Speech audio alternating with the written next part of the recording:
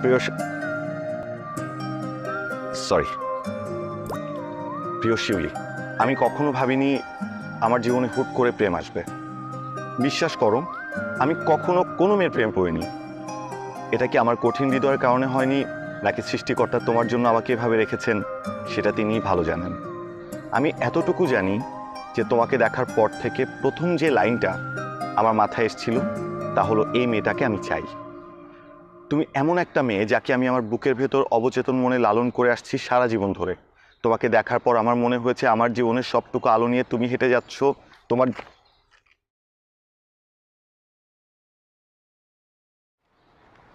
Sorry, আমি second পৃষ্ঠাটা বাসায় রেখে এসেছি ভুলে।